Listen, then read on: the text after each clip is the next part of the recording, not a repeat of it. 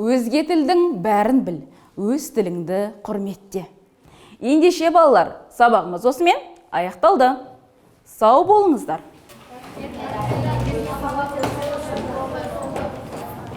Ұнады ма сіздерге? Оқу мақсатына қол жеткіздік пе? Өте жақсы балалар. Ахмет Байтұрсынұлының тамаша бір сөзі бар. Жақсы мұғалім мектептің жанын кіргізеді. Ал менің жанымды кіргізетін оқушыларымның алғысы. Мен өз миссиямды тапқан жанмын. Балалармен бақыттымын.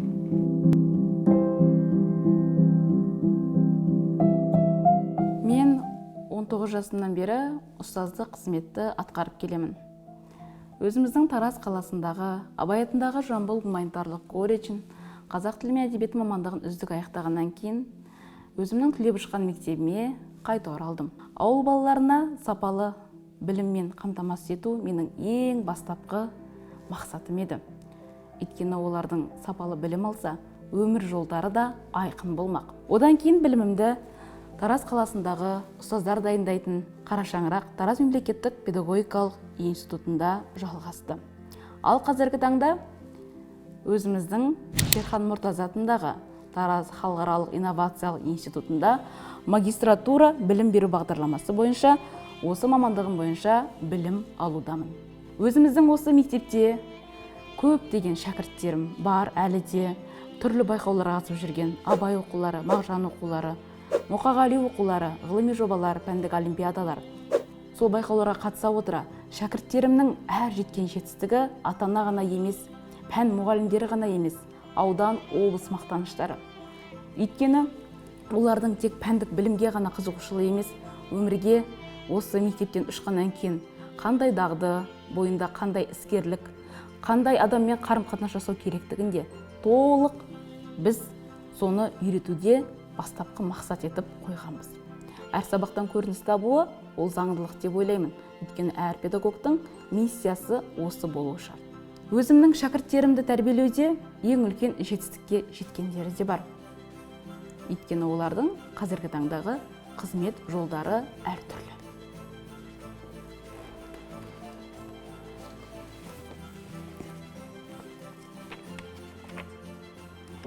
21 ғасырдың ұстазы жан-жақты болу керек деп ойлаймын. Өйткені біз тек қана оқулықпен ғана шектелмей, осындағы шығарманы театрда қалай көрініс табады? Яғни қазіргі біздің өзіміздің Тараз қаласындағы Асқар Тоқпанов атындағы драма театрға барып, актерлардың сол рөлді қалай сомдайтындығы жан-жақты өзімізше қорытып, талдап, эссе барысында осы өткен шығармаларға қорытынды ой жасаймыз. Заманауи ұстаздың жан-жақты болғаны ол әрине баршаға жақсы. Соның ішінде біздің оқушыларға беретін білім тек әлеуметтік желімен ғана шектелмеу керек, оқулықпен ғана шектелмеу керек. Барлық деректі сараптай келе, нақты, тиімді, қолжетімді ақпаратты беру ұстаздың ең бірінші мақсаты болу керек деп ойлаймын.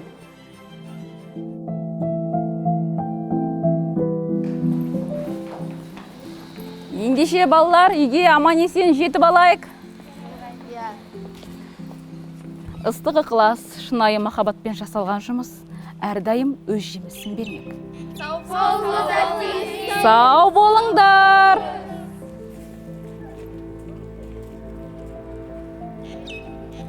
Жанам деген жүрекке от берелік.